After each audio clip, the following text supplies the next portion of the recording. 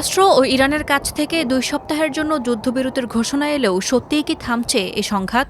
সাময়িকভাবে যুদ্ধবিরতি ঘোষণার পরপরই ইরানের বিভিন্ন জায়গায় বিমান হামলা চালিয়েছে ইসরায়েল। দেশটির চ্যানেল 12 জানিয়েছে ৮ এপ্রিল ভোরে ইরানের ওপর নতুন করে এ হামলা চালিয়েছে ইসরায়েলি সামরিক বাহিনী। টেলিভিশন চ্যানেলটির দাবি, ইসরায়েলের দিকে ক্ষেপণাস্ত্র ছোড়া অব্যাহত রেখেছে ইরান। তাই দেশটির ক্ষেপণাস্ত্র উৎক্ষেপণ সংক্রান্ত স্থাপনাগুলো লক্ষ্য করে ইসরায়েল নতুন করে হামলা চালিয়েছে।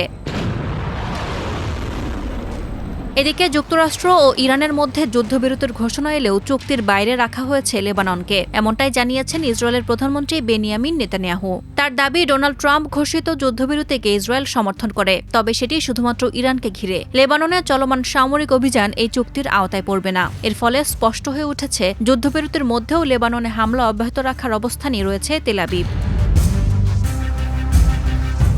এর আগে পাকিস্তানের প্রধানমন্ত্রী শাহবাজ শরীফ দাবি করেছিলেন, লেবানন সহ সব অঞ্চলে তাৎক্ষণিক যুদ্ধবিরতিতে সম্মত হয়েছে সংশ্লিষ্ট পক্ষগুলো। এমনকি কিছু আন্তর্জাতিক গণমাধ্যমেও একই তথ্য উঠে আসে। তবে ইসরায়েলের সর্বশেষ অবস্থান এখন সেই দাবিকে প্রশ্নবিদ্ধ করছে। ট্রাম্পের ঘোষণার কয়েক ঘণ্টার মধ্যে নেতানিয়াহুর দপ্তর স্পষ্ট করে জানায়, লেবানন এই যুদ্ধবিরতির অংশ নয়।